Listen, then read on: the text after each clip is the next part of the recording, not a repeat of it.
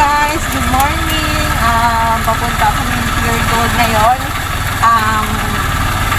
Payday grocery na naman namin.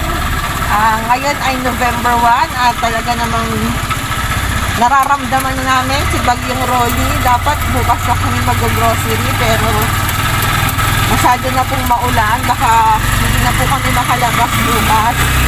Ngayon medyo konting hangin at konting ulan pa lang po. Papunta po rin Pure Gold. Ito po ang aking driver, street lover.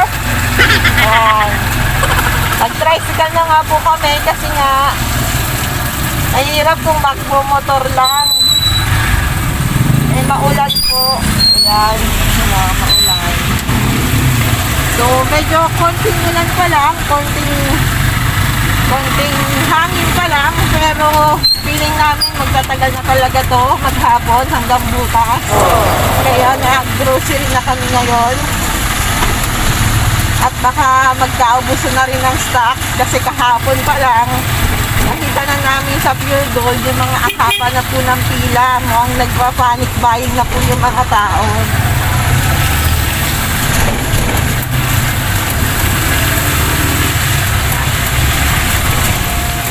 Usually dito sa parking to, pag malakas yung ulan, bumabaha.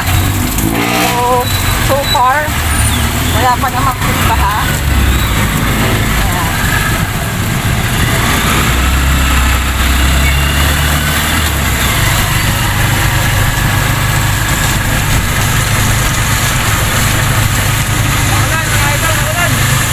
Maulan talaga.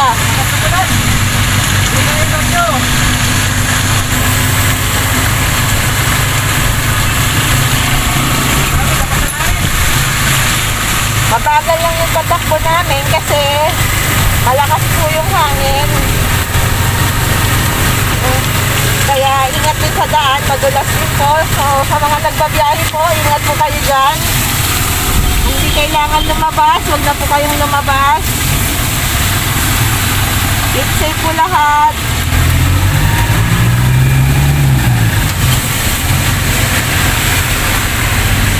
Bakit tayo tumigil?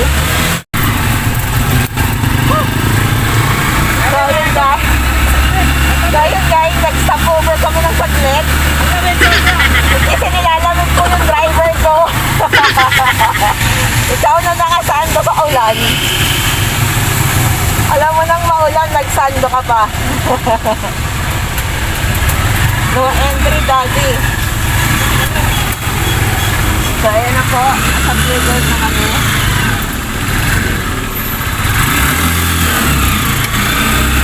Park lang kami ng tricycle.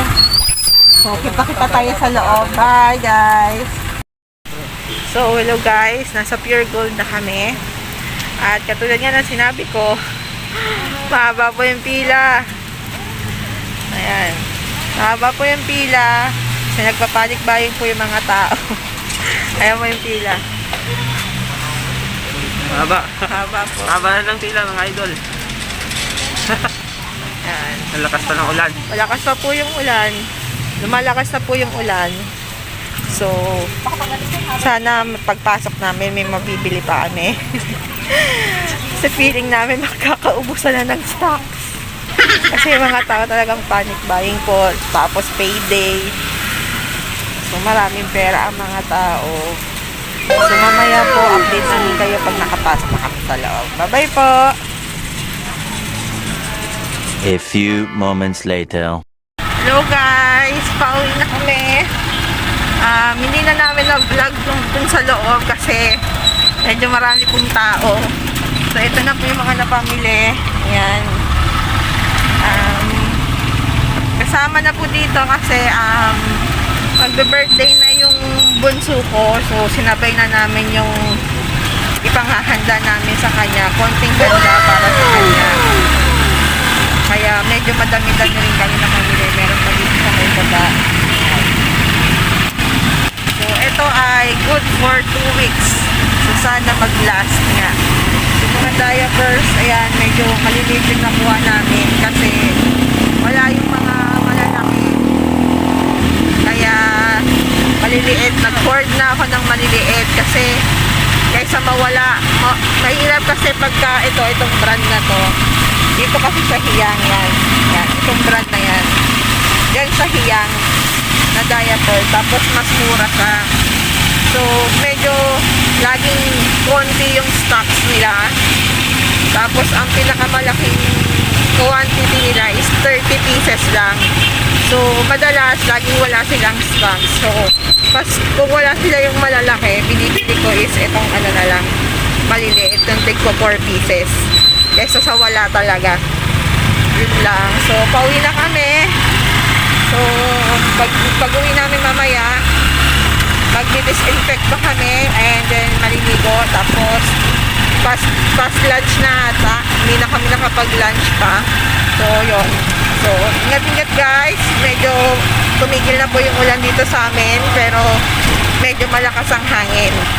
Kaya, ingat pa din sa mga nagpabiyahe at sa mga lalabas ng bahay nila. Mag-ingat na lang. Yun lang po at maraming salamat po. Bye-bye.